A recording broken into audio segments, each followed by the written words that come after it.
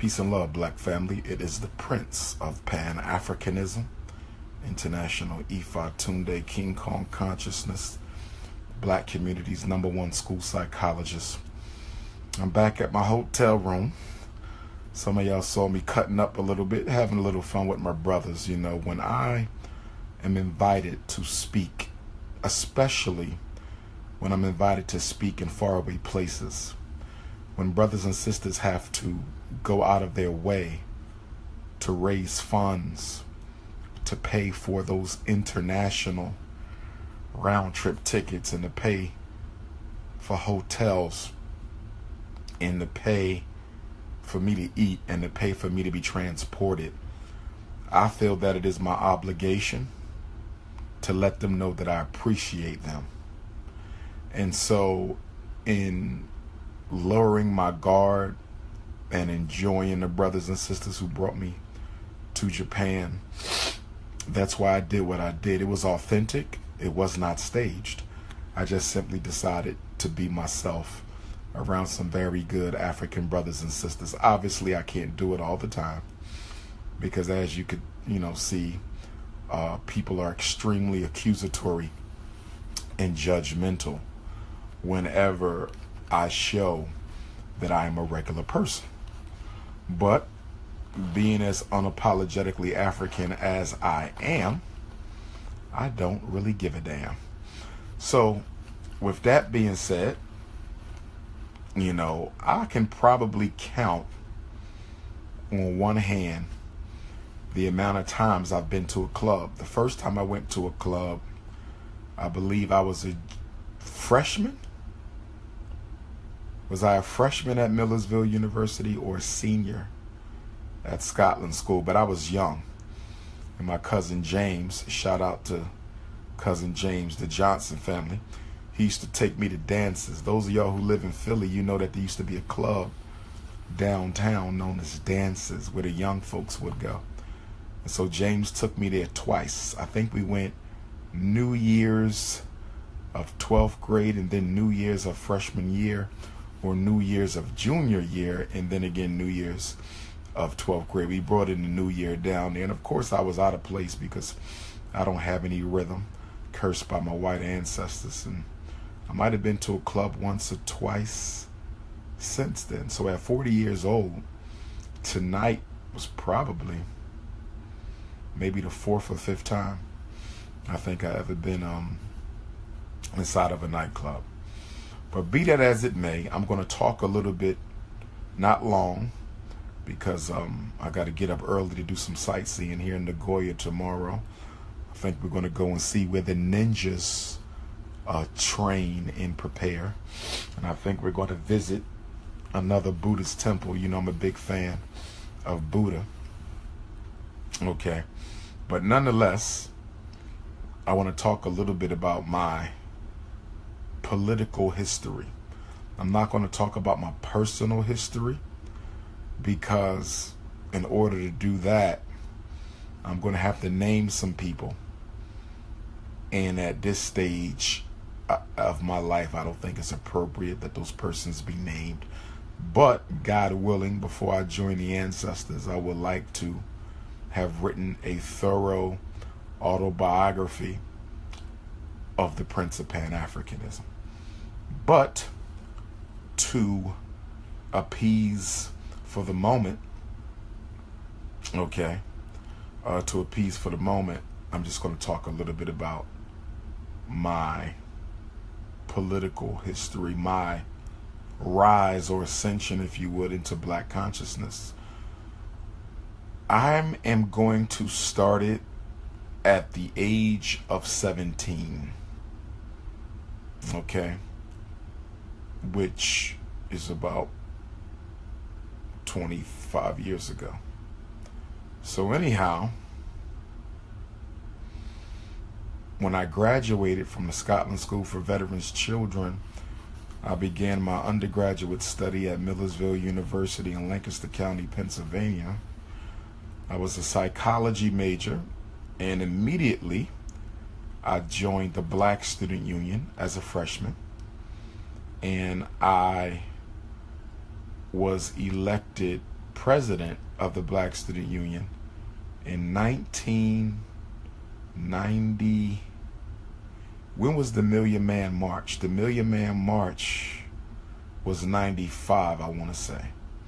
October 16th, 1995. Am I correct? The Million Man March was October 16th, 1995. And so I had gotten elected to be president of the Black Student Union, and I served in that capacity for normally 2 years. And my first act of office, which was undertaken with the two previous presidents, Kevin and Jamar, we took a trip to the Million Man March, and it was a beautiful experience. We had a bus full of brothers. We went down, got there the night before, stayed over at a church in D.C., woke up early. In fact, at the Million Man March, and we're talking about the original Million Man March of 95, we got there and it was still dark outside. So we took a train, we took the metro. The coach bus let us off right outside of D.C. We took the metro. And when we got out to the mall, it was about 5 in the morning. We got there early on purpose because we knew it would be a large crowd. When we got out to the mall on D.C., okay, and I guess I'm about 20 years old. When we got out to the mall on D.C., got on the mall in D.C., there was probably only about 50 to 100 people out there, maybe 200 tops. We were some of the first people on the scene at the Million Man March. We were some of the first people. It was dark. The Muslim brothers, not the Nation of Islam, but the Orthodox Sunni Muslim brothers, they were making salat out there. And we were sitting around, it was no big deal at the time because it wasn't too many people out there. It was still dark. It was about 5:30 in the morning. And then as the sun began to rise, the brothers started coming. And so we were fortunate enough to be there so early where we could see the size of the Million Man March grow. We just saw it grow, and by the time 2-3 o'clock had rolled around, you had clearly had more than 1 million black men out there, close to 2 million. And it was just a beautiful time. It was a very, very beautiful time. Nothing but positivity. Black men from all over the world. It was one of the greatest experiences of my life. I'll never forget it from a social standpoint. Okay. Also, backing up a little bit, that was my junior year, but my freshman year at Millersville University, there was a Black Consciousness Conference being hosted at Howard University, a Black Consciousness Conference. So obviously, me being into Black consciousness, I wanted to go. And I thank God for Miss Doris Cross, who is now deceased. She passed away a couple of months ago. She contacted me. She said, "Hey, Umar, do y'all want to go to the Black Consciousness Conference?" I said, "Sure." And I forget all of us who went. Kev went. Did Jamar go? I went. Kevin and Jamar were the two previous Black Student Union presidents at Millersville University prior to myself. But a group of us went. We drove to Howard University. And at that time, this is 1992, I'm a freshman. And at that time, Howard University still had their hotel. Howard University used to have its own hotel. I don't think they have it anymore. Okay, correct me if I'm wrong. I don't think they have it anymore. And we stayed at the Howard University Hotel. I'll never forget that. So we go to the conference, right? I'm 18, okay? I believe I turned 18 already, okay? And so this is when I first met, for the first time, Dr. Yusuf bin Yakinen, and he mesmerized me. And after I left Howard University, I said, everything that man has written, I'm going to read it. Every book, every interview, every video. I mean, I was just Dr. Yusuf bin Yakinen crazy. And so for me, from a historical consciousness perspective, Dr. Yusuf bin Yakinen would be critical. If you ever had to name someone who was critical in my further development, because I was already conscious, but taking me to the next level, was Dr. Yusuf bin Yakinen. And with him being a Garveyite, that only added to the respect that I had for him and his work. Also, for the first time, I met Sister Soldier. Sister Soldier spoke at the conference. Also, for the first time, was Dale Jones out of Philadelphia. Some of y'all remember Dale Jones. He was the war correspondent. So Dr. Ben, Sister Soldier, Dale Jones. Guess who else I met for the first time? What's our brother's name out of Chicago? Steve Coakley. So here you is, 18-year-old Umar Johnson. And here I go to this conference and I meet Dr. Yusuf Ben Yakinen, who I never heard of before. Steve Coakley, who I never heard of before. Sister Soldier, who obviously was made popular with the Public Enemy videos, but I never got to meet her in the flesh. Okay. Dale Jones from Philadelphia. I did not know of him, even though I was from Philadelphia. And then I also met for the first time future attorney Malik Zulu Shabazz. Okay. Also there was Ben Chavis. And I believe at the time he was going through the scandal with the NAACP. Okay, if I'm not getting my timeline too confused. So when I got back from the Black Consciousness Conference, I mean, I said to myself, I thought I was conscious. I got to get more conscious. I was already an avid reader, but I intensified that. You know, I just went bananas. So I remember also my freshman year, same year that we went to the Black Consciousness Conference at Howard University, Jamar, who was president of the Black Student Union, he and I think Kev, they arranged to bring the Fugees in. Lauryn Hill, Wyclef, Proswell. I'll never forget it, right? This is the Fugees. Their second album, the blockbuster album, had not happened yet, okay? But the first album was out, Refugee Camp, I guess it was. So I remember we booked their rooms at the Travel Lodge. You know, this is, so you know they wasn't big yet because ain't no hip-hop artist staying at no Travel Lodge today, right? So anyhow, Wyclef shows up. Okay, Proswell shows up. We at the Travel Lodge on Rohrerstown Road. For those of you who went to Millersville University and those of you who live in Lancaster, Pennsylvania, you know Rohrerstown Road. The Travel Lodge on Rohrerstown Road, believe it or not, that's where the Fugees, okay, were scheduled to stay. And I'm going to say scheduled because I can't remember if they stayed overnight. They may have rode back to New Jersey right after the concert. So anyway, they all came separately. Lauryn Hill was running late. So we in a hotel room talking to Wyclef, talking to Proswell. And Proswell wasn't very social. I remember him having a nasty ass attitude, to be honest with you. I don't know what was on his mind. Okay. And it's so ironic because obviously we learned later that Lauryn Hill and Wyclef dated before, right? They dated. I believe they were a couple. Well, guess what? That shocked me when I found out that Lauryn Hill had dated Wyclef because at the concert, Proswell was all up under her and I thought she was his girl because we went to take a picture together and he stood in front of her and blocked the camera. So when the picture was taken, the first shot, it was me and his back. And I'm like, why is this hating ass dude going to stand in front of her like that and block the camera? And she appeared to be a little intimidated by him. So I thought they were a couple. So when they said that she dated Wyclef, I'm like, so why was Proswell the one tripping and being so possessive at the concert? But anyhow, we're sitting in the Travel Lodge and Lauryn Hill is running late. Wyclef and Proswell are there. And then all of a sudden, somebody knocks on the door, right? And you know I'm not going to miss no opportunity to meet Lauryn Hill, not 18-year-old Umar Johnson. You can forget that. So somebody knocks on the door. I go to the door and I open the door. And guess who's standing right in front of me at the door of the Travel Lodge, Rohrerstown Road, Lancaster, Pennsylvania? None other than L Boogie Lauryn Hill. And I just stood and looked. I mean, she was drop dead gorgeous. All natural hair. I mean, she was a goddess. A goddess. So she looked up and she said, "Aren't you going to let me in?"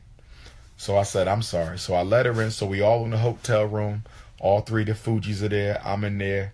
I think Kev Jamal was there. Some of the Black Student Union sisters was there.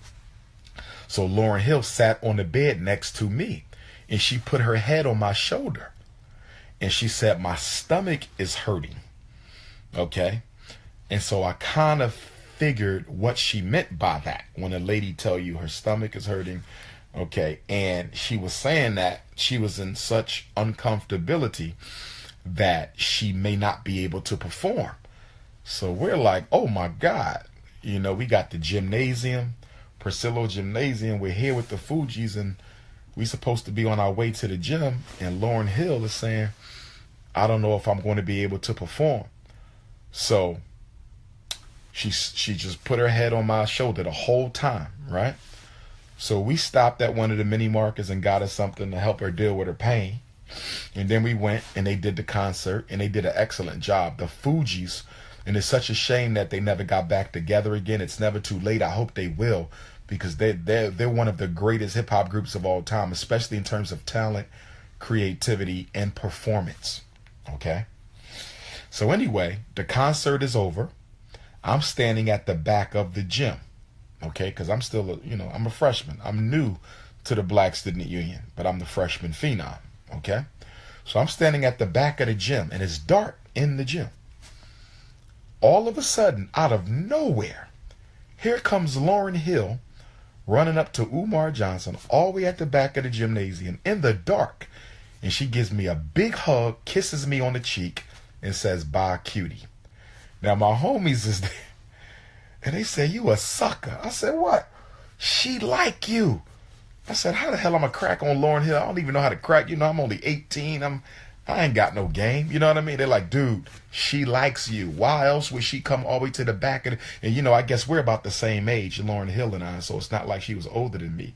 But I didn't know how to ask her for her phone number. I really didn't. And I always wonder, what could have possibly became of that had I manned up and not been so starstruck and actually asked Lauryn Hill for her phone number. But she gave me a big hug, kissed me on the cheek, and she said, "Bye, cutie." And I'm like, my homie was like, dude. But that was that. Then I remember when the Roots came up, because Tariq, the lead rapper of the Roots, and the former Roots member Malik, they both went to Millersville University. So we went to the same university. Okay, but they had left, I guess, the year before I got there. And I remember we needed somebody for homecoming. And of course, this is Kevin and Jamal at the time, because I don't become president until 95. And we paid the Roots $500. And they did it on the strength of the Black Student Union, because we didn't have any money. And I remember meeting Tyreek, you know what I mean? And he was kind of like Proswell a little bit, because he's a shorter brother. So sometimes with the shorter brothers, they got to be a little, tough with it or whatever. But he was all right, you know what I mean? But I tell you this, they rocked that damn concert. He rocked that damn concert. I mean, the Roots put on the show, and it's before they blew. So we met the Fugees before they blew, and then we met the Roots right before they blew. You know what I mean? They was just starting out. But I'll never forget that concert because of the way he rocked it. So when I became president of the Black Student Union, we had Dougie Fresh for the concert. And it was good meeting Dougie. And Dougie rocked. Dougie rocked the concert. You know what I mean? And he put on the show. So the Fugees, the Roots, Dougie Fresh, like these are true performers, because in the rap world, and I learned all this being in the Black Student Union, a lot of rappers only put on a good show when they on the Grammys or the Soul Train Awards.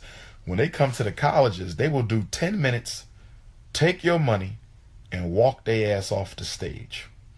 So anyway, when I became president of the Black Student Union, my final concert was Spring Fling, April of 1997. and we almost didn't have a concert because we didn't have enough money. But the Student Activities Board, which is the white student activities, they had made me a promise that they was going to give me a couple $1,000, and they tried to renege on the promise. So I went to the vice president, Riker, Dr. Riker, who was a white guy, but he was cool with me to an extent, obviously, because we know the rules of white supremacy. But anyhow, I went to him and I said, yo, they promised me that they was going to give the Black Student Union some money for the concert. And he said, don't worry about it. I'm going to take care of it. So we had meetings and everything. We would go sit in at the University Activities Board and the Student Senate. And just as a historical point, because at that time, I was still heavy into Sunni Orthodox Islam. So I was the first, I believe I was the first African-American male secretary of Millersville University Student Senate. And I believe I was the first African-American Muslim officer of Millersville University Student Senate in history. But be that as it may, we got the money. So I got Jay-Z and KRS-One. Now, Kevin Jamal had Jay-Z a couple years, KRS-One a couple years ago. Now, I was working on getting Little Kim. And of course, y'all probably saying, why are you getting them? It's because it's the concert. I mean, I was conscious, but you know, they want a concert and they entitled to that. Okay. We were young and that's what we was into. So Biggie got murdered. And let me tell you how I found out Biggie got murdered. I'll never forget this. And I'm going to shout out to Moana, Sister Moana, who was the recording secretary or the corresponding secretary of the Black Student Union. But I got to shout out Moana because Moana would always take me to Westchester to give out flyers. We would go to Cheney to give out flyers. We would go to Lincoln to give out flyers. Where else do we go? Cheney, Lincoln, Westchester. What other school is around there? But we would go to all the schools in our area to give out flyers. So me and Moana, what happened? It's the day to go give out the flyers for, I'm trying to remember how this went down. I think it was going to be Little Kim and KRS. I think it was going to be Little Kim and KRS-One. Okay. So we're about to go give out these flyers with Little Kim and KRS-One, I believe. And Moana, you got to refresh my memory. I don't know if we made the switch yet. We're in the car driving to Lincoln University to give out the flyers for the Little Kim KRS-One concert. And the radio announced rapper Christopher Wallace was shot and killed in a drive-by yesterday in Los Angeles. I'll never forget it. We was sitting in the car. We was in Moana's car right outside the Student Activity Center at Millersville University. And me and Moana just looked at each other like, oh my God. Oh my God. So anyway, we went to give out the flyers, right? And guess what? We get to Lincoln University. I'll never forget this. This is unwritten history. We get to Lincoln University the day after Biggie is murdered. In the entire campus, every student had Christopher Wallace shrines outside on the main campus, on their door. Everybody's dorm door was covered with Christopher Wallace pictures. They was blasting Biggie music all on Lincoln University campus. Then we went to Cheney, same thing. Cheney University, every student dorm door was covered with Biggie Smalls. You heard nothing but Biggie music. People were crying. Some of the students were crying. We lived through this. This was the day that we gave out flyers for the Little Kim KRS-One concert. We went to Westchester. Westchester being a white college, we didn't see as much memorial, but it was still there. I mean, it was just amazing because we lived through that. The day after he was murdered, that's the day we went to give out the flyers. Now, let me go back a year. When Tupac was murdered, because Tupac is my favorite rapper, I went from Public Enemy to Tretch to Tupac. So anyhow, my father, it was family day. It was family day at Millersville University. It was a football game. Okay, they had an annual family day. It was a football game. So my father he decides to show up unannounced, as he always do, without no warning. And I'm chilling with my girlfriend. I think my girlfriend was in the room. So my dad knocks on the door, but I'm thinking it's one of my homies, like, are you going to go watch the football game? So I get up and I peek out my dorm door, and my dad is standing outside my door. I'm like, dude, and I don't want him to know I got my queen in the room, because I'm only, when Tupac died, I 22, 21, 22. You don't want your dad in your business, right?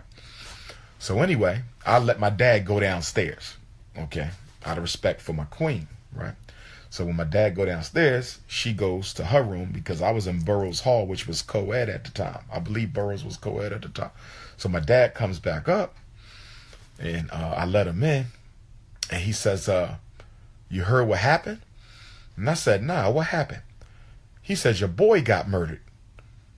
And I'm thinking somebody back home in North Philly, you know what I mean? I'm like, who? He said, Tupac is dead. And my dad was never a big Tupac fan, right? I said, what? He said, Tupac is... I said, hell no. So I turned on the TV, and there it was on the TV. Tupac Shakur, okay, died yesterday, blah, blah, blah, as a result of a drive-by that occurred a couple of days ago, boom, boom, boom. You know what I mean? And I was blown. I was blown. Okay, I wasn't a big Biggie fan at the time. Biggie grew on me after Biggie died, because I couldn't really relate to Biggie's materialism, because I wasn't into that. But he grew on me, after he passed. But Pac, I was Pac to the death. I was Tupac to the death. And so guess what? My door became a shrine. My door became a shrine, and I had Tupac stuff all over the place. And I used to write for the Millersville University student paper. Okay, and so I did a Tupacalypse Forever article that week. And a lot of the African-American students at Millersville University, they appreciated the Tupac article that I wrote. I remember Tupac was supposed to perform in Philly at the Robin Hood Del East. Some of y'all remember that. Tupac was supposed to perform in Philadelphia at the Robin Hood Del East. This is all around the same time. I believe I'm already at Millersville. I'm a freshman or a sophomore, and I got my Tupac ticket. I'm like, I'm going to finally see Tupac. I got my ticket. I'm ready. And guess what? I'm listening to Power 99, and it comes across the radio, Power 99, that Philadelphia, the city of Philadelphia, has forced the promoters of the Tupac concert to cancel the concert. There will be no Tupac concert. I damn near cried. I bought my ticket before they sold out. I was ready, had my Tupac t-shirt. I'm like, I'm going to see Pac. I'm going to meet Pac. I'm going to sing all the songs with Pac. In the damn city of Philadelphia, I think we had racist Mayor Rendell. Was Rendell the mayor, or was John Street the mayor? But be that as it may, they thought Tupac was going to bring violence and revolution and all this stuff to Philly. And so the Tupac concert got canceled. And my one and only time to see Tupac live was disrupted by white supremacy. So anyhow, moving back up, it's time for the Jay-Z concert, the Jay-Z KRS-One concert, right? So KRS-One made me upset that night because, and remind you, I'm a senior now. I'm graduating in a couple weeks, so I want to go out with a bang. I thank God. I was blessed by God to get that money from the white University Activities Board so we could have enough money to pay for Jay-Z and KRS-One. We paid KRS-One $10,000. In fact, KRS-One Step Into My World song had just dropped. Y'all remember that? Step into my world. Boop, boop, boop, boop, boop. The Step Into My World single had just popped. He wanted 10 grand. And I'm saying, his manager showed up. And I'm telling his manager, like, yo, we paying this dude $10,000 and he not even here yet. He didn't leave New York City. And you know, New York City to Lancaster, PA is like a 4-hour ride damn near. So KRS-One, I think they said he forgot he had to do the show or some shit. I'm like, how you forget you got a damn show at a college's spring concert? Are you crazy? So anyhow, KRS-One finally gets there. Jay-Z shows up. Okay, we paid Jay-Z $6,000 just to show you. He, In My Lifetime Volume 1. Jay-Z, In My Lifetime Volume 1 had just dropped. Okay.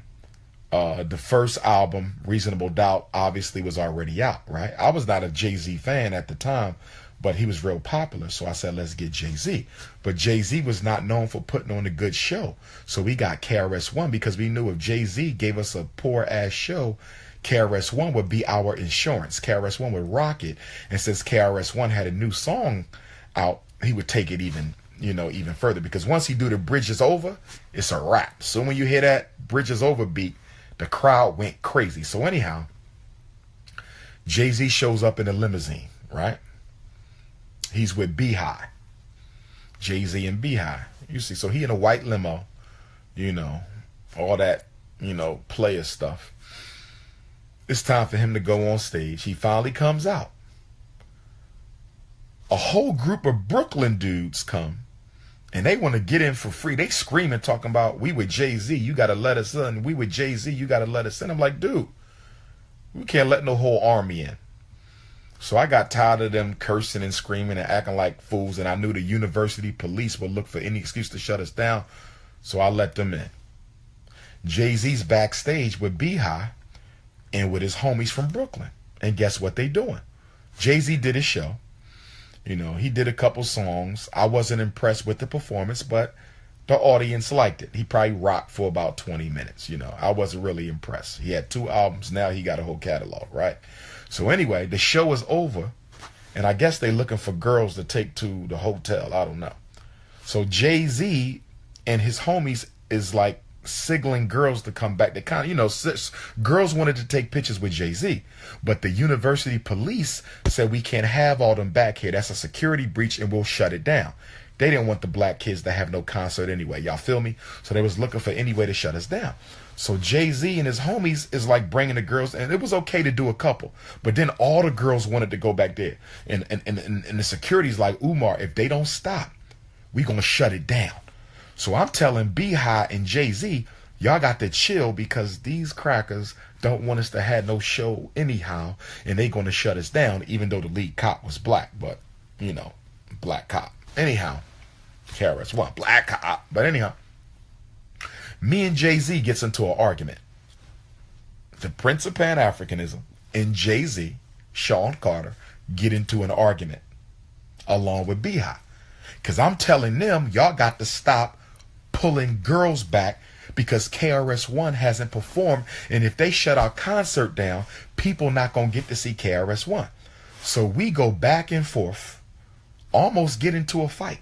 Yes, Umar Johnson and Jay-Z almost got into a fight in 1997 at Priscilla Gymnasium at Millersville University. True story. True story. So they finally leave. Okay? KRS-One still ain't there yet. So now the crowd is getting restless because they're like, yo, Umar, do y'all really have KRS-One coming? Because we paid for KRS-One and Jay-Z. You know how black folks is. We want our money back. So I'm stressing because the security is like, we gotta be out of here by 2 in the morning or something. They was getting on my damn nerves. They would not work with me. I said, listen, these people paid to see KRS-One. We paid him $10,000. Y'all got to wait. He finally gets there. And I got to give him credit. He tore that damn show up. He showed up with his dancers. Remember KRS-One used to have the dancers. They were flipping and standing on each other's head. KRS-One tore that damn show up. He tore that show up. He killed it. Bridge Is Over. Step Into My World. And I didn't realize that man was that tall. KRS-One is like 6'6", because most rappers are kind of short. Jay-Z probably grew a couple inches since then. He looked taller. But at that time, I was about 3 inches taller than Jay-Z, and I was 6'2". So at the time, he was about 5'10". He seems to be more like a 6'2" now. He might have been a late bloomer. So be that as it may, KRS-One blew it down, and that was it. And we graduated in a couple weeks.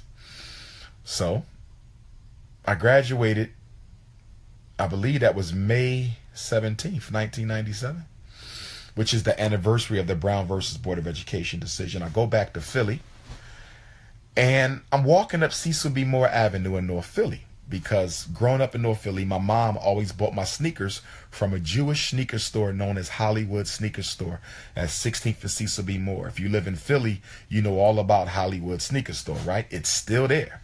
It's a shame because we had a black sneaker store across the street, Footstop, and it closed down because black people would not buy sneakers from the black man. They kept on buying sneakers from the white man, even though the black man was selling the same sneakers that the white man was selling. That's that self-hate. So anyhow, I've been getting my sneakers from Hollywood since I was in the 4th grade. 4th grade, right? So in the 4th grade, you're like, what, 10? Now I'm 23, right? 22, 23. College graduate. Right next to Hollywood is this building that been there my whole life, but I never knew what it was. It was divine order that they painted the building red, black, and green. So all of a sudden, the building next to the sneaker store where my mother been buying my sneakers for over 10 years has a red, black, and green flag painted on it, right? With a picture of the Honorable Marcus Messiah Garvey in the window. So I'm like, what is this place? Red, black, and green. Marcus Garvey, right next to the place I've been buying sneakers since I was in the 4th grade at 10. Now I'm a 23-year-old college graduate. 13 years of sneakers. I keep going to this place and it's always locked. It's always closed. I'm knocking on the door. I'm ringing the bell. I'm leaving notes because I'm like, what is this? This is some type of black consciousness. What is this place? And they just painted it, so I knew that the people were still there. So one day I go and an elder walks around the corner up 16th Street. He comes around the corner from 16th Street up to Cecil B. Moore. His name was Johnny Gossett. He just passed away. Elder Gossett, rest in peace. He says, can I help you? I said, well, you got a picture of Garvey. You got a red, black, and green flag. This is my neighborhood. I've never seen this building before. And I've been buying sneakers next door from y'all since I was a baby. What is this? He says, this is the Universal Negro Improvement Association and African Communities League. Now, I didn't know the name of the Garvey movement, you understand? He said, this is the UNIA. And we've been here since the 40s or the 60s. And I said, I've never seen no red, black, and green on this building before. I've been buying sneakers. He said, that's because, we never painted it. So he said, come back Sunday at 3 o'clock. I told him who I was. Graduated from Millersville, Black Student Union. I was leading the Black Power, all that, He said, come back Sunday at 3 o'clock. And for those of y'all who know Garvey's history, Marcus Garvey been holding meetings for the UNIA every Sunday at 3 o'clock since he started the organization in Jamaica 1914, right? And the UNIA still meets at 3 o'clock every Sunday for over 100 years now, right? So I come in and I meet all the elders. Everybody's older.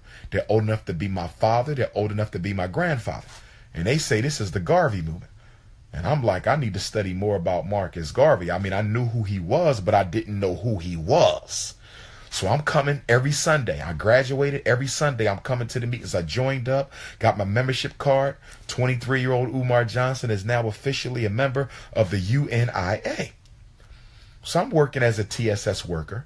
I get accepted to Hahnemann University to start my master's in psychology. But Hahnemann University wanted like $20,000 a year. I said, damn, that's a lot of money. I said, you know what? I was Black Student Union president. I was president of the Student Senate. I was on the president advisory board. I wrote for the paper. I was a pretty well-known student leader. I said, maybe I should go back to Millersville because I can probably get a graduate assistantship that'll pay for my college, pay for my master's program, right?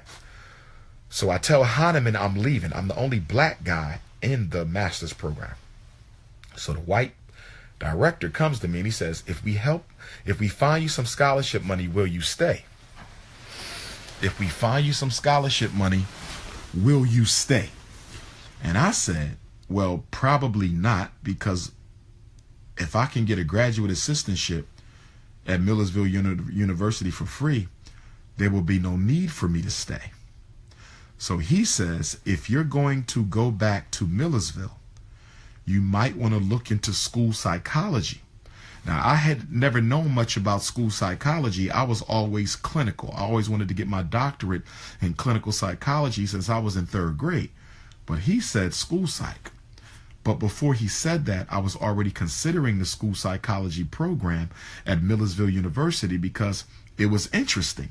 When I was going through the graduate brochure of Millersville University, they had a dual master's where you get your certification to be a teacher and you get your certification to be a school psychologist. So I was going to do it anyway. But the white guy said, listen, if you don't get your school psych cert, even when you get your doctorate, you cannot test for special ed. And he said, I don't have my special ed cert. Even though I'm a licensed psychologist, I can't do special ed work. Okay, so he said, make sure you get it. So I pretty much made up my mind. I go back to Millersville. Okay, so I'm home. I started my master's program in January of 98. I graduated May of 97. So that's June, July, August, September, October, November, December. 8 months. I'm going to the UNIA. I'm going to the study group. I'm getting my Garvey on. Intense. I'm getting my Garvey on. I go back to Millersville to get my school psychology cert, my master's degree, my first master's. And of course, I know y'all Negroes say I ain't got no degrees. But anyway, so while I'm at Millersville, I'm still coming home for the weekend working on my master's. And I'm still going to the Garvey meetings, right? As many as I could. I graduate with my master's 2 days before my 25th birthday, August the 19th of 2000. Now, this is interesting that I graduate Y2K. So Y2K was really the birth of Papa. Y2K was really the birth of Papa. It wasn't the birth of me on the conscious scene, but it was the birth of me as a revolutionary black school psychologist. Because after I graduated from Millersville with my first master's degree, undergrad, I had 2 degrees, psychology and political science. So I had 3 degrees at this time. I go back and I do my internship with the School District of Philadelphia for 1 year. I'm back in Philly and I'm getting my Garvey on, getting my Garvey on, getting my Garvey on. I get certified to be a school psychologist in 2000, okay, going into 2001. And I'll never forget this. After I did my internship, we had to take a test to get hired. You had to take a test to become a school psychologist. So I took the test and I came in first place. I came in first place my year that I finished my intern, and I applied to be a school psychologist with the School District of Philadelphia, and I became the youngest of only 5. I became the youngest of only 5 African-American male school psychologists in the 5th largest school district in America, the School District of Philadelphia. So I was the baby, but I was a hell-raising baby, because all during my internship, I'm being asked to evaluate black children who don't have nothing wrong with them. And I'm like, Millersville University trained me well. Okay, it was a National Association of School Psychologists program. I became a nationally certified school psychologist, a credential that I voluntarily gave up a couple years ago because I didn't feel the National Association of School Psychologists was doing anything to fight back against the overdiagnosis of black boys with ADHD, learning disabilities, and the overplacement of black boys in special ed. And since it was only a professional organization anyway, basically you make money, they make money. You basically pay. If you belong to a professional organization, you pay. So I'm giving my money, couple $100 a year, to the National Association of School Psychologists, and you guys aren't doing nothing to protect black boys. I said, I'm giving it up. Now, of course, later down the road, some of you, my haters, would contact the National Association of School Psychologists to find out if I really was a school psychologist. And of course, they told you that I was, but they also told you that I was no longer nationally certified. But what you hating ass idiots didn't ask was whether or not I voluntarily gave up my credential or whether it was taken. Okay, I voluntarily gave up my credential. In fact, I still get mail from the National Association asking me to rejoin. And I'm not going to rejoin until they start doing something to dismantle the school to prison pipeline. But of course, you jackasses, and I'm only talking to the haters, you jackasses who don't know diddly squat about psychology, running around calling up white folks on me because your ass is jealous and don't know what the hell you talking about. But anyway, getting back on task, I get hired by the school district of Philadelphia after my intern year. I get a phone call, right? You're hired. Come down to the school district central office tomorrow to come get your testing equipment. So, you know, as a school psychologist, we got to get our testing equipment. IQ tests, achievement tests, emotional tests, psychological tests, visual motor tests. So Umar Johnson is a brand new school. I got my first real job. My first real job was to be a school psychologist for the school district of Philadelphia. So I get down to the headquarters. Listen to this, y'all. Listen to this. This is significant.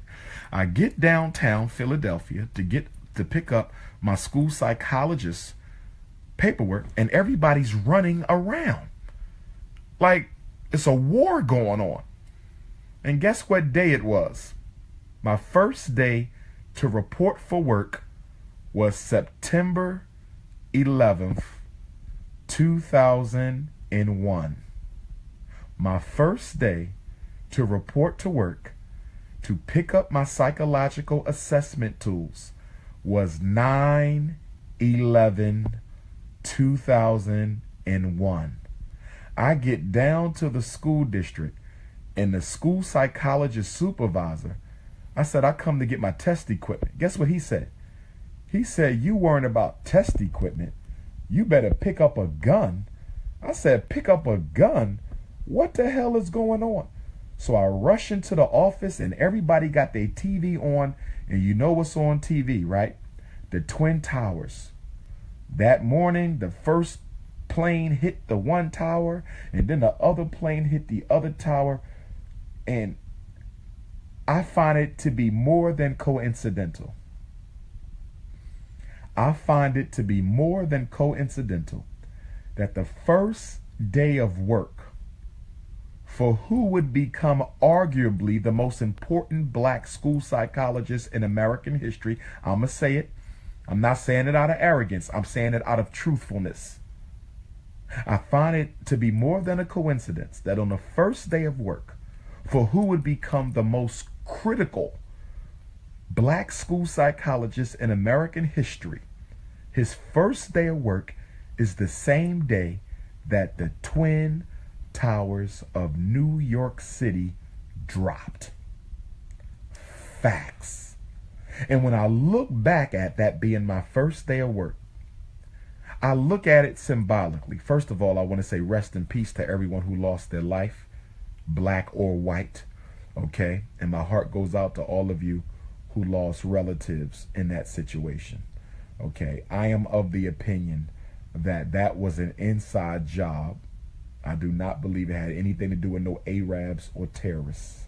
That was the United States government who killed its own people and plundered its own towers to justify going into Afghanistan to stop the Taliban from burning up the poppy seed. Afghanistan is the #1 opium producing nation on the planet. Afghanistan makes more opium than any other country. The Taliban burned the crops, and the United States government need to justify getting in there to replant the poppy seed and to get that oil. So they dropped the Twin Towers so they can go in there.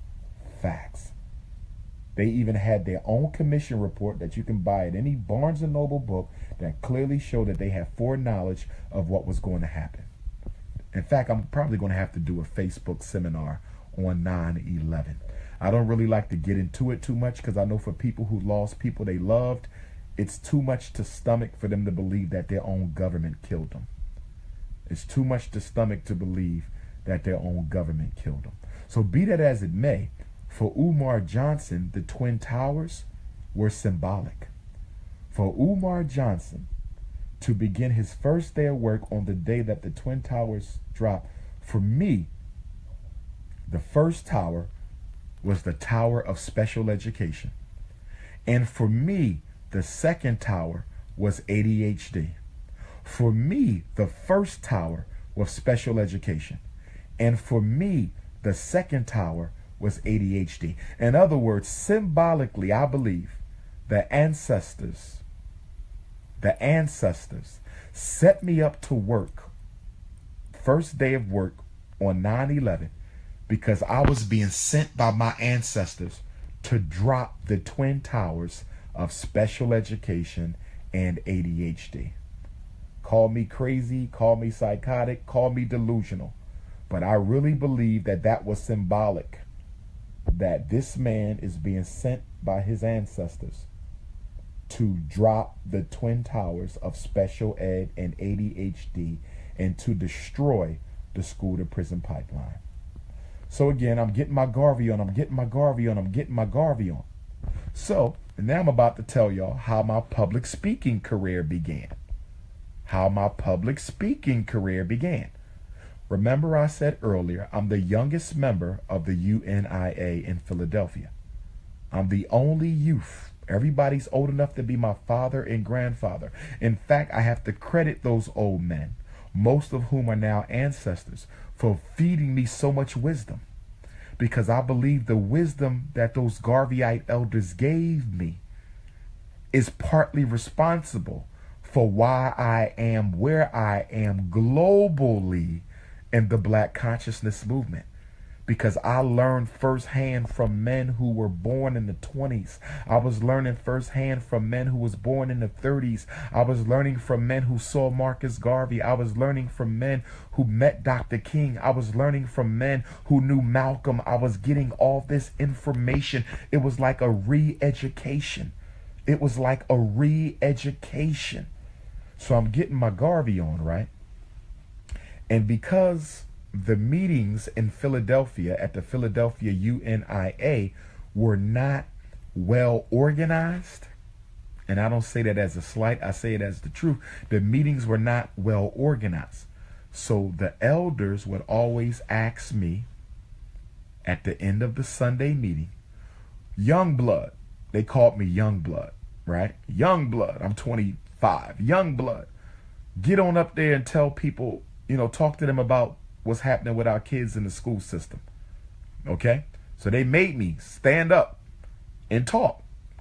And I never knew I was no great orator or nothing like that. I would stand up and I would say, hey, I'm Umar Johnson. I'm a school psychologist here in the city, the school district of Philadelphia. I work at Vaux Middle School, Wanamaker Middle School. I'm also the school psychologist for Bodine down at 4th and Girard.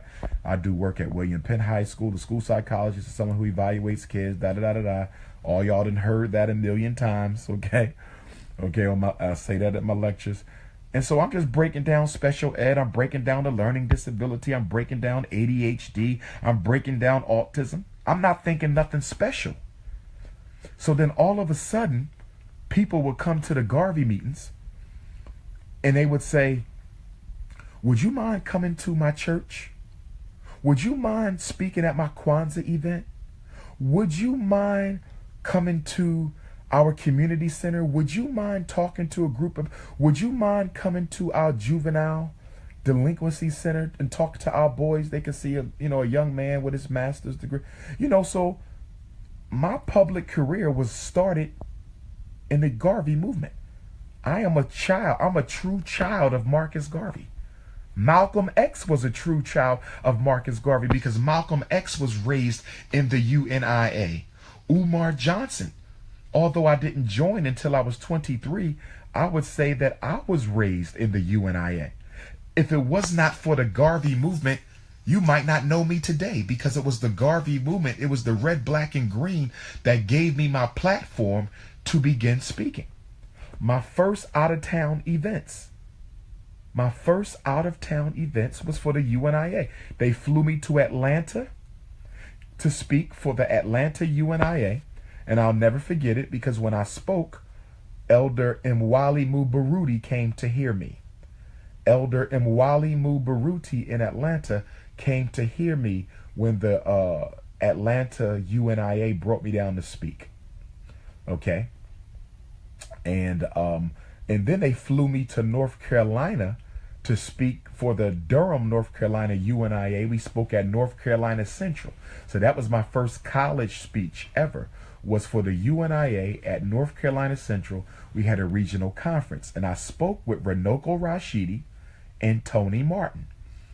And I'll never forget Renoko. Shout out to Renoko, Garveyite master teacher. In fact, I need Renoko to get with me because I think I want to bring Renoko on some of my lectures. I think I want to bring Renoko Rashidi on some of my lectures because he doesn't really get the props that he's entitled to. And plus, he's a master teacher and he's a Garveyite like me. So check this out. And Tony Martin is the author of Race First. Tony Martin republished The Philosophy and Opinions of Marcus Garvey. Tony Martin has written more books on Marcus Garvey than any other Garvey scholar. So you got Umar Johnson, the baby. You got Renoko, the accomplished scholar. You got Tony Martin, the official scholar for the Garvey movement, right? So we on the back of the Garvey newspaper, the Garvey's Voice, and everybody like, you moving up, young blood. They say, young blood, you about to take the stage with some major people. So I'm like, okay, this is my chance to shine. This is my chance. North Carolina Central. And I got up there and I tore it down. And when we were done, we went to the restaurant to eat. And Tony Martin, rest in peace, because he passed away he just stood staring at me. True story, y'all. Tony Martin, the Garvey scholar who wrote Race First, which is a book that all of y'all need to read. I think it's the best book written on the history of the Garvey movement other than Garvey and Garveyism, written by Queen Mother Amy Jakes Garvey, rest in peace. So Tony Martin is staring. And you know what I'm saying to myself as I'm sitting there? He wasn't staring with negativity. He was staring with shock. He never heard of me ever in his life. First time Tony Martin, the official scholar for the Garvey movement, historian for the Garvey, ever seen Umar Johnson was on stage at North Carolina Central, right? And I was the last person to speak. Tony Martin is looking at me with his eyes wide open. And I'm saying to myself, this man is in awe because you remind him so much of Marcus Garvey. He is looking because he sees in you the potential to do what Garvey do. I don't know if that's what he felt, brothers and sisters. I don't know if that's what he's felt. But you ever see somebody just drop their mouth wide open like you have no idea who you are? That's the look he gave me. You have no idea who you are. And then Renoko comes over, right? Renoko don't know me either. I mean, he's heard of me, but he don't know me that well. And he's never seen me speak. And I'll never forget this. And I don't even know if Renoko remembers this. Elder Renoko remembers this. Renoko walked over to me. And I don't know if you remember this, Renoko. You looked over at me and you said, what did you said, remember me when you get famous. Renoko Rashidi said, Renoko said something about you're going to be famous. And don't forget us little people, or remember me when you become famous. And basically, I took that to mean, to have Renoko Rashidi say that to me, I took that to mean that he was basically, to some extent, giving me an anointing. But anyway, I was still local Umar Johnson. I was known in Philly. I was known throughout the UNIA. So they flew me to Atlanta. They flew me to North Carolina. And then we drove to New York. I spoke at the UNIA in Brooklyn or Harlem. But it was only for UNIA people. It wasn't public. Okay? So basically, I was just a local Pennsylvania school psychologist, right? And that went on from 2000 all the way to 2010. So we about to jump 10 years. Y'all ready for the jump? Because now I'm about to bring y'all into where we are now. So it's 2010. Wait, I got to back up. I go to Africa in 2005. I go to Africa for the first time. I become Minister of Education in 2004. I get appointed Minister of Education for the entire UNIA 2004. I go to Africa in 2005. Why does Dr. Umar Johnson go to Africa? Because we were at a Marcus Garvey exoneration program at the African American Museum in Philadelphia. Julius Garvey was there, Marcus Garvey's son. We met for the first time. The UNIA was trying to do what? Exonerate Marcus Garvey's name from those trumped up charges that J. Edgar Hoover put on the greatest black leader of the 20th century.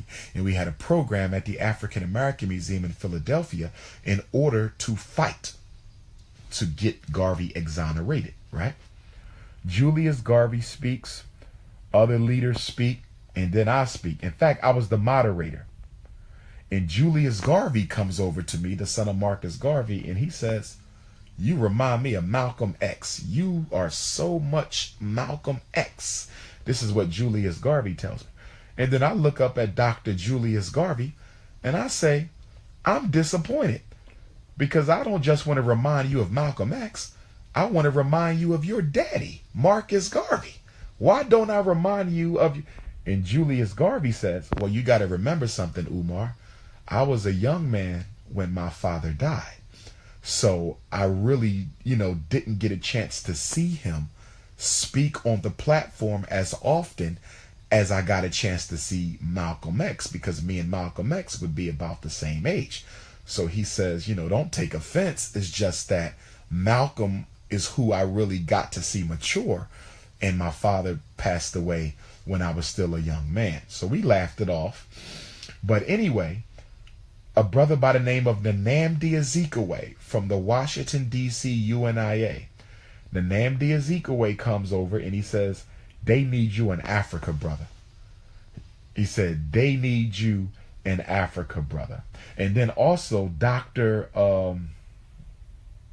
Temple University, Malefi Asante was there. Dr. Malefi Asante also spoke with Julius Garvey and myself at the Marcus Garvey exoneration program in Philly. This is 04. This is 04. So it's Julius, it is Malefi, and is the young prince. But I'm not the prince of Pan-Africanism yet. I'm on my way. I'm still local. New York ain't heard of me yet. Chicago ain't heard of me yet. Detroit ain't heard of me yet. Africa hasn't heard of me yet. Jamaica hasn't heard of me yet. China, Japan, England, Canada, they don't know about me yet. Okay? So then anyway, Nnamdi Azikiwe says, they need you in Africa. I said, I'm ready, brother. I'm ready to go to Africa. He said, we got UNIA chapters in Africa who feel that they're not being given the attention that they deserve. And he said, you are Minister of Education. You should use your Ministry of Education to go to Africa and build. And I say, that's what I'm going to do. So Nnamdi Azikiwe gave me the number of a travel agent, Kia Travel. Some of y'all who live in Washington, D.C., you might be familiar with Kia Travel, K-I-A. They're Ethiopians. So I called Kia Travel and I said, I need to go to South Africa. I need to go to Nigeria. I need to go to Senegal, right? Now, Kia Travel said, would you mind being in Ethiopia for a couple days? I said, sure. Because the Rasta brothers was in Ethiopia, and the Rasta brothers told me that I need to go to Shashamani. Shout out to my Rastas, my Naya Bengi Rastas, my 12 Tribe Rastas, my EWF Rastas, and shout out to my Bobo Shanti Rastafari. Freedom, redemption, international repatriation. So, my mother think I'm crazy, right? My family think I'm crazy because I come home and I tell them that I'm going to Africa for 30 days and 30 nights by myself. They said, what? Mind you, I'm 29 years old. I said, I'm going to Africa for the first time by myself because nobody else can go for 30 days and 30 nights. And since I'm a psychologist with the School District of Philadelphia, I get the summers off, right? I get the summers off. So I'm going. We got a Garvey chapter in South Africa, Johannesburg. We got a Garvey chapter in Dakar, Senegal. And we got several Garvey chapters in Nigeria. And I'm going over there to let them know that we need them because nobody else is doing it. I'm the only young person on the parent body of the Universal Negro Improvement Association Association, and I'm going to take it upon my responsibility to go and spread the Garvey message. So they scared. I go and get my yellow fever shot. I do all that. I pay for my ticket. Okay, and it's time to go. I went to Africa on July the 1st, and I got back August the 2nd, I believe it was. I was in Ethiopia for a week, South Africa for a week, Senegal for a week, Nigeria. So I did Ethiopia, South Africa. My luggage, I had to wear the same clothes for almost a whole week in South Africa because Homeland Security, this I know the government been watching me for a long time. Homeland Security took my luggage and shipped it to Germany somewhere. And they went through my luggage. And it took me a week to get my luggage. And I know they was wondering what I was doing because I had a whole bunch of red, black, and green flags and Garvey books. I know they like, you know, he got an Arabic name, Umar Abdullah Johnson, but he got a suitcase full of red, black, and green flags. Is he going to Africa to start a revolution? So anyway, I finally get my luggage. Then I go to Nigeria. I love Nigeria. I loved all the countries. When I first got to Ethiopia, when I landed in Africa for the first time, I land in Ethiopia. That was powerful. My first time I set foot on African soil, it was in the cradle of civilization. And when I stayed in Ethiopia, I stayed at the Hotel Gihan. I stayed at Hotel Gihan, which was built by His Majesty, Emperor Haile Selassie I. So I'm in Ethiopia. I'm a little scared because I'm in Africa for the first time. I'm by myself. It's dark outside. I don't know what the CIA and the FBI are up to. So then I order some food, right? And I never forget this. It almost made me cry. The brother who brought my food walks in. And I really believe, brothers and sisters, that a spirit was in that brother, because when he walked in my room, he was so humble. He was so humble. He said, "Welcome to Africa, my brother. Here is your food. If there's anything I can do to help you or to help make your stay." And I'm trying to remember what he said. And I cried. I cried because here I am in Africa. Wait a minute, because I ain't going to cry again. Hold on.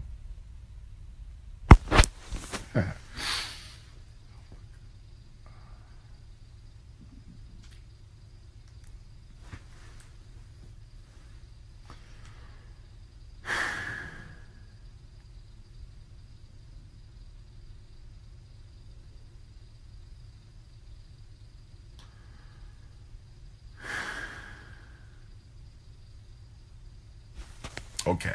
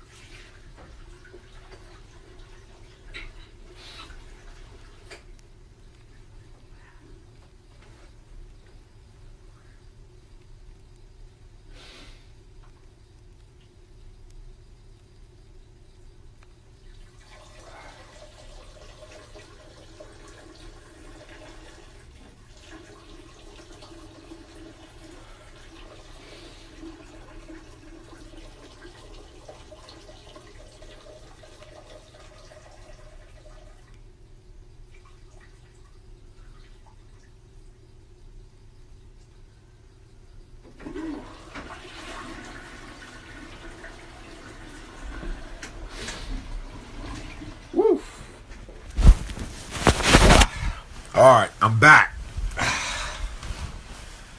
Woo.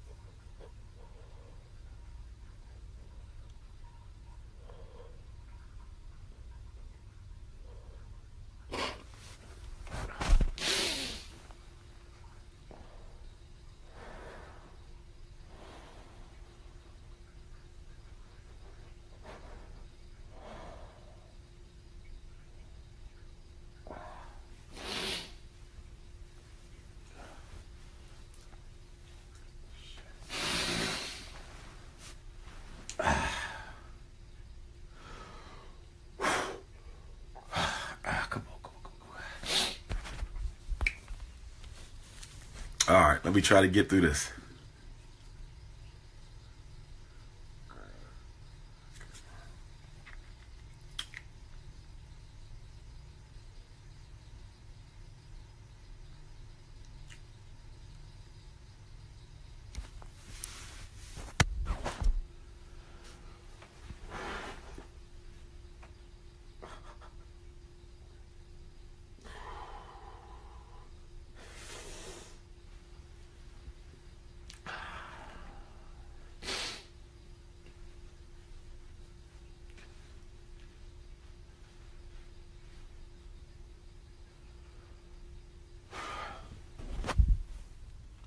All right. I'm going to skip that. I got to skip that. So, my last week in Africa,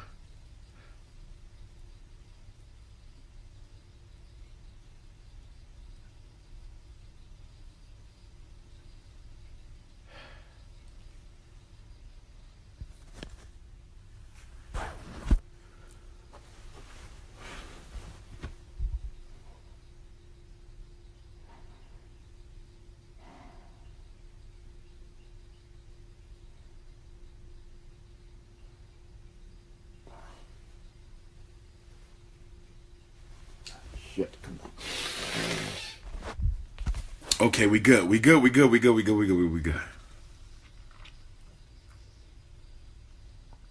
Okay. My last week, I'm in Senegal. We go to Senegal. So I did Ethiopia. I did South Africa. I did Nigeria. We get to Senegal, right? Senegal is the last stop. It's the last week. I say, I want to go to Goree Island because I've never been to the slave dungeon. So I say I want to go to Goree Island. So the brother, my host, I forget his name. What was the brother's name? I forget his name. So he takes me to Goree Island. So I say to myself, mind you, I was raised Sunni Orthodox Muslim. My mother's people Christian, my father raised us Muslim. So we get to Goree Island and we going through the dungeons. Goree Island, Senegal. We going through the dungeons. And you know you got to take a boat to get out to Goree Island. So I had some water, right? Got a little cup. But I had a bottle. I had a bottle of water. And I said, you know what I'm going to do? I'm in Africa for the first time. I'm going to pour me some libations to my ancestors. That's what I said. I said, I'm in Africa for the first time. I'm going to pour me some libations to my ancestors. So I walk into the female slave dungeon. And what I'm telling y'all now is very personal because I believe everything that I've become and everything that I continue to evolve to started in that female slave dungeon in Goree Island. I believe that with my whole heart. I believe everything started that last week of July 2005. So I take my bottle of water, I get down on one knee, and I start pouring libation. And I basically, when I poured the libation, I would say like a little prayer to the ancestors, right? First time. I never did this in my life, okay? All I knew was 5 salats. You got me? A day. But I said, I'm going to do this. Something is making me call on my aunt. I'm going to do this. Okay? And of course, Senegal is a Muslim country too. So I basically asked my ancestors to put me in a position. I'm paraphrasing because I don't remember the exact words. That was 12 years ago. But I basically asked my ancestors to put me in a position so that I could avenge their suffering, redeem their suffering, and fix the problems of our people. That's basically. So I'm on one knee and I start crying. but the tears don't feel like mine. The tears feel like they somebody else's tears. So I get a little scared and I get up and I go outside the dungeon. And I said, whoa, that was kind of heavy. I'm a psychologist and I don't smoke or drink. I mean, now I do a little red wine once in the blue moon, okay? But I don't smoke or drink, so I don't do no crack or drugs. So what was that just happened? I'm saying to myself. So I said, let me go back into this dungeon and try it again. So I go back in the dungeon and get back on the knee and I start spilling and I start tearing, but the tears feel heavy. So I don't think nothing of it. You know, I said, okay, I was emotional, slavery, Goree Island, okay? Millions of Africans came through there. I get back to my hotel room, right? The same day we visited Goree Island. Mind you, I've been in Africa for a month. Senegal, the last stop. This is divine. This was divine. So I get back to my hotel room. I said, let me call my mother, because I know she worried about whether or not the Africans is over here slicing me up, you know. Not that she said that. I'm just being sarcastic. But I said, let me call my mom to let her know I'm okay. So I call my mom. It's daylight outside. After I call my mom, I go back to the hotel room, right? It's daylight. I sit down on the hotel bed like I'm sitting now on this hotel bed. And all of a sudden, out of nowhere, in broad daylight, I'm not asleep. I'm not laying down. It's not dark outside. All of a sudden, in broad daylight, my room starts spinning. The room gets dark. I start hearing screams. I start hearing the screams of our ancestors, the cries of our ancestors. I'm hearing whips. I'm hearing chains. I'm hearing horses. I'm hearing cows, and it's scaring the shit out of me. I'm feeling like I'm a tinkle on myself. I'm giving it to y'all straight. If I'm lying, I'm in the presence of God right now. Okay? I'm having a schizophrenic episode, but I'm not schizophrenic. I'm having a psychotic episode in broad daylight, and I'm not psychotic. So then something starts tapping me on my third eye, firmly like this, not to hurt me. It's tapping me right here. I don't have a roommate. I'm by myself. Something is tapping me on the third eye. So I said, yo, I'm going to sleep, because whatever this shit is, I don't know about this. I was never taught about this in the masjid. I never heard about this at the church. When grandma took me to the Jehovah Witness hall, I never picked it up there either. Okay, when my other uncle was teaching me about the God and earth science, he ain't never talked about this either. So I'm like, I ain't hear about this with the God and earths. I ain't hear about this with the Jehovah Witness. I ain't hear about this with the Muslims. What the hell is... So I try to go to sleep.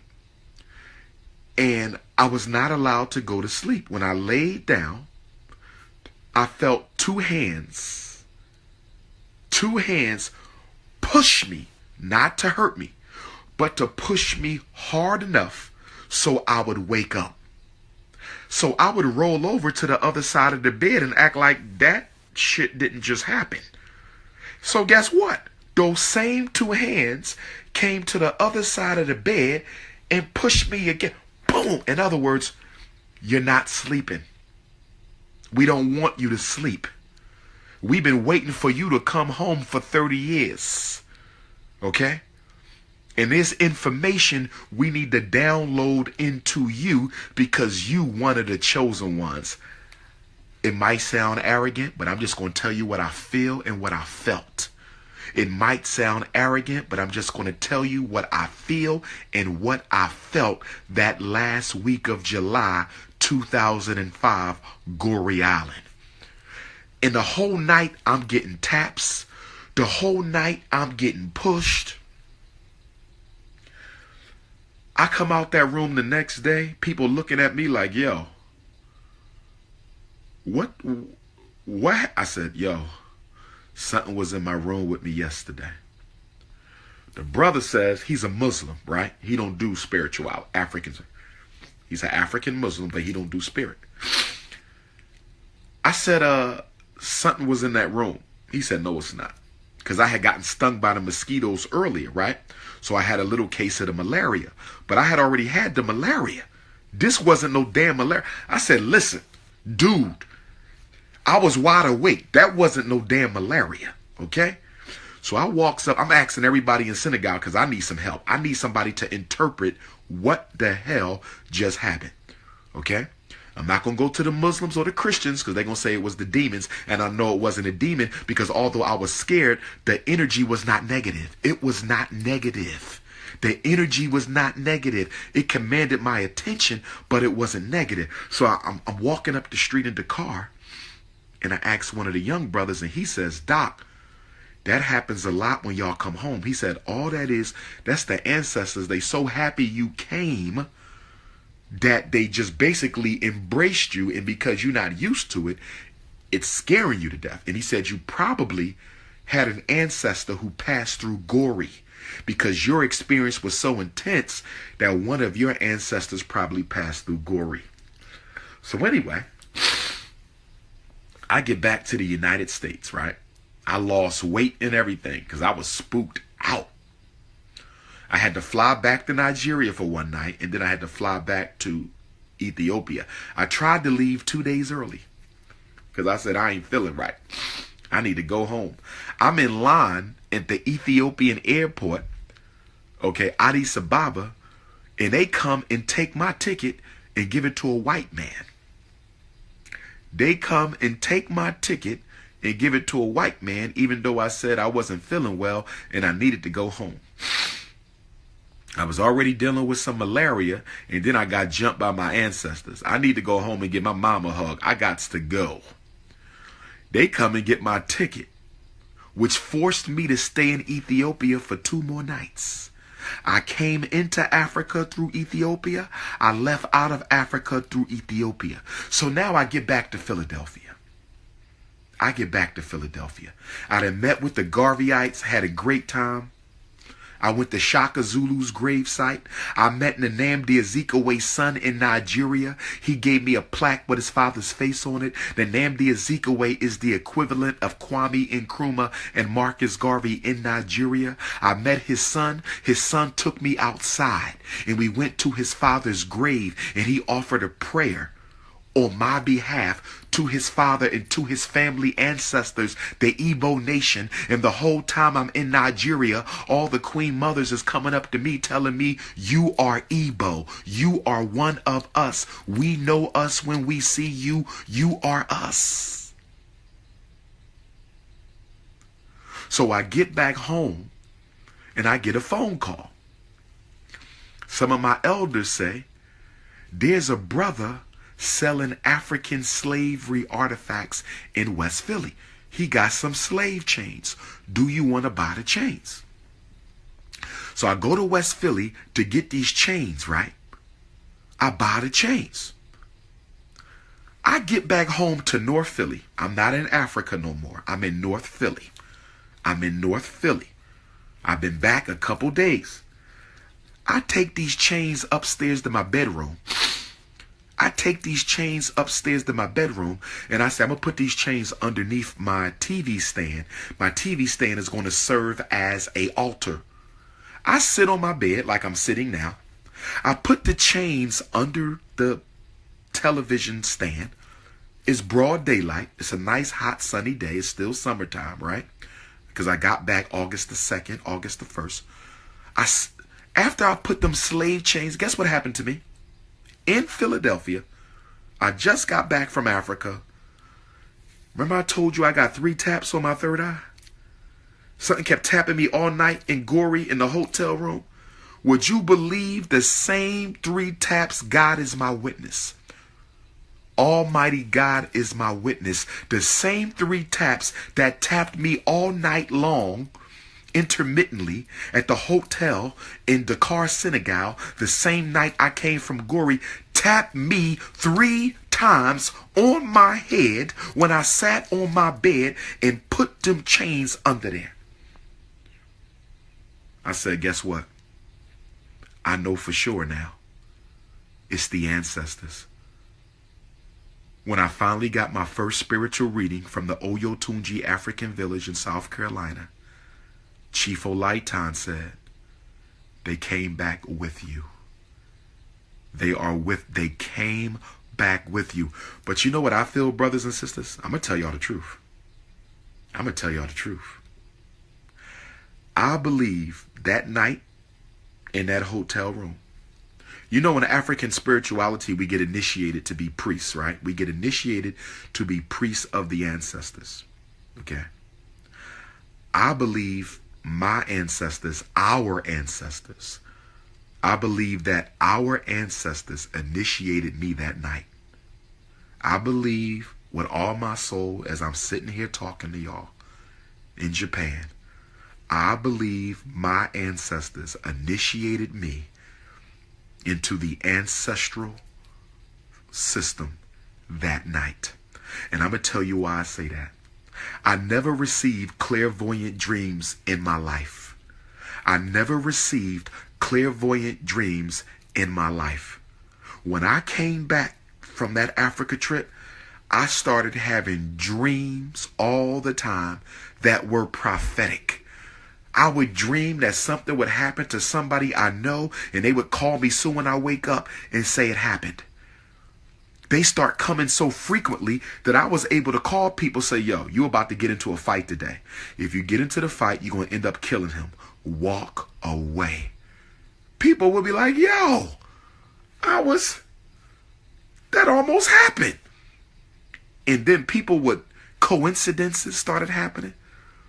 I would think of somebody I ain't seen in 5 years, and I'll see them the next day. My phone would ring. I would know who. I was firing. I was firing. Let me give y'all an example. Birth of a Nation, Nat Turner. Y'all know that I was born on that day, August the 21st. And then I'm going to get on. I'm going to get off of this and move on. I go to the movie to see Birth of a Nation. And when did I see Birth of a Nation? When did Birth of a Nation came out while I was in South Africa this past October? Y'all remember that? Okay. So I couldn't wait to get back to America to see Birth of a Nation. So soon when I got back to America from South Africa, I went straight to the movies to see Birth of a Nation. And I'm looking at the opening scene of the movie, and y'all all know the opening scene. There's a priest giving baby Nat Turner a reading. There's a priest giving baby Nat Turner a reading. Guess who the priest is? Chief Olaitan. The same person who gave me my first spiritual reading gave Nat Turner his first spiritual reading. And it just so happens that the Nat Turner War and Umar Johnson were birthed on the same day, August the 21st. Is that a coincidence? Is that a coincidence? These things just be happening, and I'll be like, whoa. Whoa. So anyway, let me move on. That's what happened. I get back. I quit the UNIA. I quit. Because although I loved the elders and I learned a lot from the elders, I felt they were holding me back. They were not allowing me to lead. I wanted to rebuild the Garvey movement, and all they did was fight me. I felt that they loved me, but I also felt that they had some jealousy, because you got a man in here with 4 degrees at the time. He's a school psychologist. He's well educated, excellent orator, and he's just as dedicated to African redemption as we are. I think it scared him. In fact, I was told by one of the elders who's still living today, he said, you're going to have to leave this organization, brother. They're not going to let you rise. They're threatened by you. You bring too much to the table. They never had nobody like you. And I'm not saying this to be disrespectful. They all deceased now, and I wish them all well. I wish them all well. You understand me? So anyway, that was going down. That was 2005. And then I quit the school district. I resigned from the school district. My colleagues thought I was crazy. They said you are the youngest of only 5 black male school psychologists in the 5th largest school district in America. We make the same amount of money that the principals make, and you only do half the work. We make the same amount of money that principals make, and all we have to do is evaluate children, and you're going to give up a job like this? Summers off, full benefits? You gay? People thought I was crazy. I quit the UNIA. I quit the school district. I just felt it was time for a rebirth. I felt it was time for a rebirth. I became vice president for a while at a charter school, vice principal. I quit that. I started working for the charter schools as a school psychologist. So then we come up to 2010. 5 years later, I hear about an online news organ called Black News. You could write articles, submit it to Black News, and Black News will share your articles. So I said, I like to write. I've written articles for the Garvey's Voice. Let me try writing some articles for Black News. So I write 2 articles on special education and ADHD. I get a phone call in September of 2010 by a brother named Dawa Yisrael out of Chicago. Shout out to Brother Dawa. Some of y'all know him. Brother Dawa calls me, say, hey, yo, this Brother Dawa, I'm calling you from Chicago. Somebody sent me an article that you wrote. They published it in the Chicago Tribune or something like that. And I have a public access television station show. I have a show on Chicago TV. Would you be interested in coming to be interviewed by me? He said, I can't afford to pay you. I can't pay you no honorarium. And I can't buy you no ticket. And I can't pay you no hotel or none of that. Right? So I said, sure, I'm coming. Chicago, 2nd largest city, I'm coming. So I booked my flight. I go to Chicago. Dawa does the interview. I asked Dawa if I could have a copy of the DVD. I said, would it be possible to have a copy of the DVD? Dawa says, sure. I should be able to get another one. So I get a phone call from Sinetta. I get a phone call from Sinetta, New York. Sinetta says, yo, because I had did a couple lectures at Black and Nobel, all between us. Between leaving the UNIA in 2010, I did a couple lectures at Black and Nobel bookstore. Shout out to them. And I did a lecture series at the African American Museum of Philadelphia. After the UNIA, because a lot of people like to take credit for me. A lot of people like to take credit for me. I'm going to tell you who can take credit. 3 entities outside of God and my parents, outside of God and the ancestors and my parents, okay? There's 3 entities who could take credit for me. The first one is the Garvey movement, the Universal Negro Improvement Association and African Communities League, because had them elders never made me stand up to speak, I would have never been discovered by others. That's number 1. Number 2, who can take credit for me? The African American Museum of Philadelphia. The African American Museum of Philadelphia. Remember I said in 2004, we had the Marcus Garvey exoneration program with Julius Garvey and Malefi Asante? Well, guess what? I was approached by one of the directors of the African American Museum that night before I went to Africa. And she said, you can speak. We need to bring you back. I said, guess what I will do for you? I will do a free lecture series here. Free. Once a month, I would like to come to the African American Museum of Philadelphia and do a lecture. She said, no problem.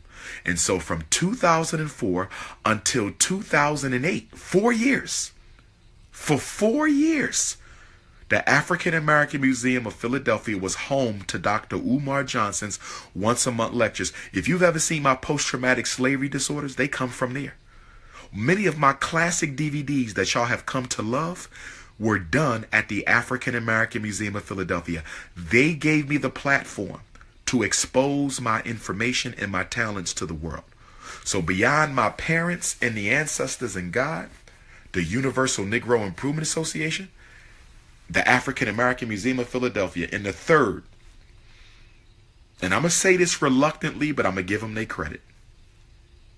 I'm going to say this reluctantly, but I'm going to give them their credit, and that's the Breakfast Club.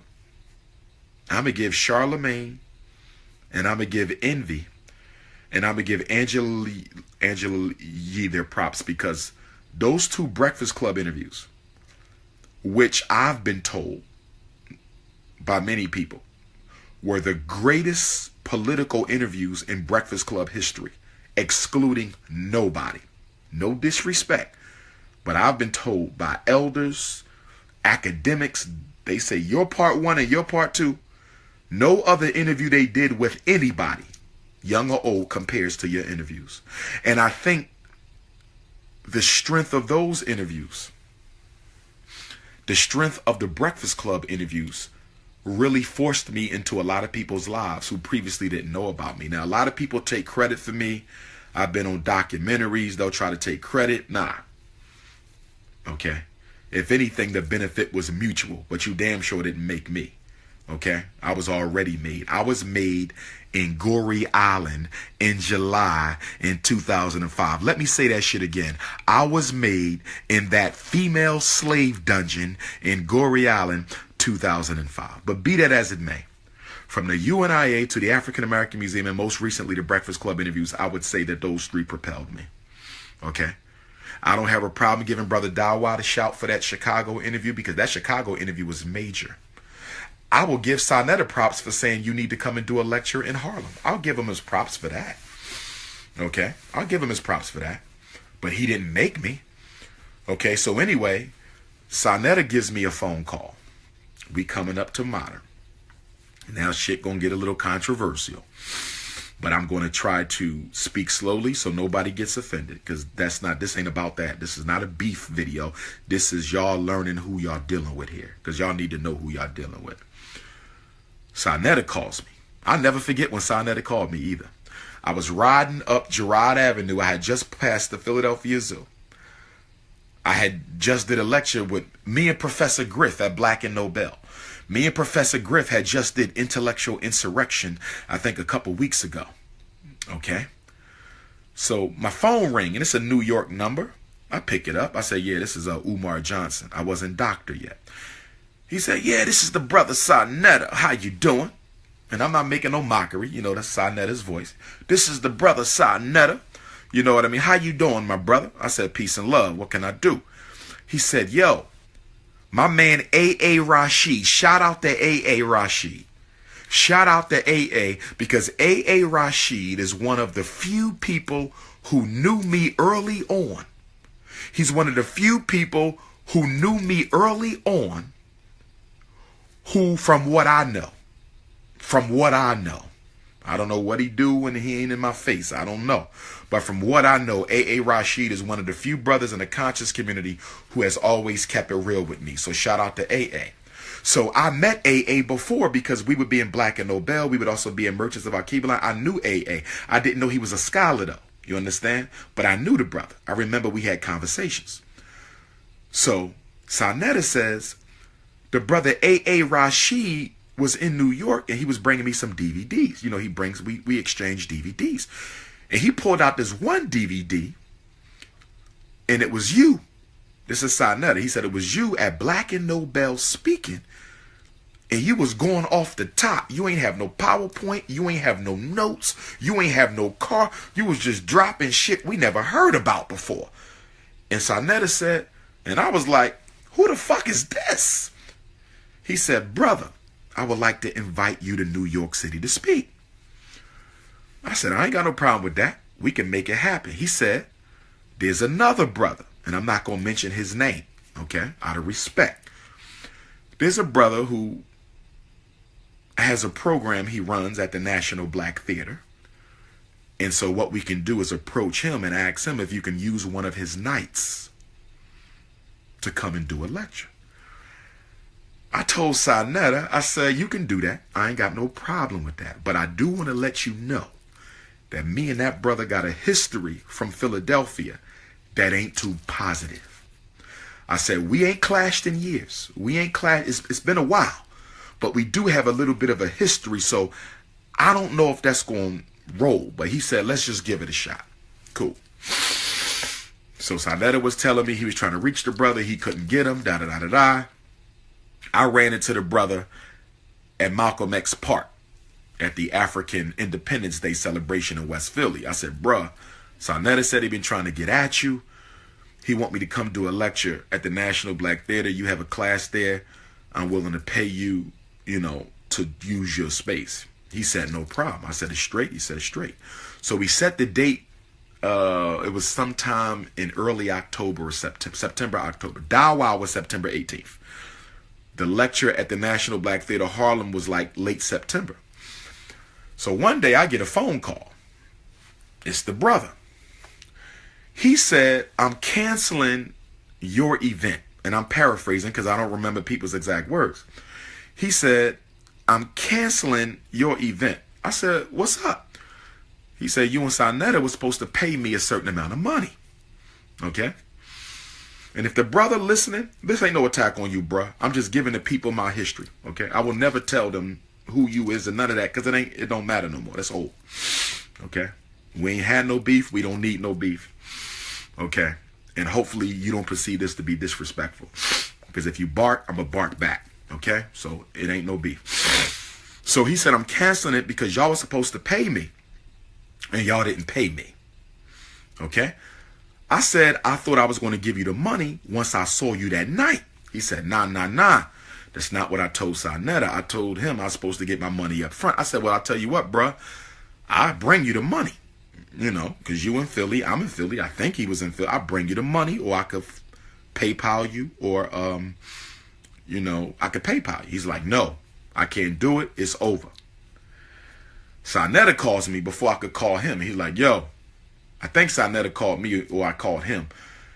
And he said, yo, it's off. No, I called him. I said, yo, the brother called me and said, I can't do the lecture. Sarnetta was like, what? I said, I told you that wasn't the route to go anyway. You know what I mean? And I wasn't being disrespectful. But what I said was, there's a lot of people in Philadelphia who knew my talents and my capabilities. And I'm not talking about that brother right now. There's other people in Philadelphia, elders and youth. Okay? This ain't about him. Who knew my talent, but they would never expose it to nobody outside of Philly. Now, I'm going to be a little arrogant for a second and to say that I knew I had something special. And I knew once the world experienced me, it will never be the same. I'm going to just be honest with y'all. That might sound arrogant, y'all, but I knew that once I got a chance for the world to hear me, it was over. Okay? I didn't necessarily expect to bum rush the conscious community the way that I did when I kicked the door in 2010. Okay? I didn't expect it to come like that. I wasn't prepared, and I'm about to talk about that. I wasn't prepared, and I'm about to talk about that. But I wasn't surprised. So Sarnetta said, contact the brother who runs the National Black Theater. Okay? No. Let me back up. I think I said I'm going to contact the brother who runs. I said, I'm going to do this myself. I can pay my own way, okay? I'm not broke. I can pay.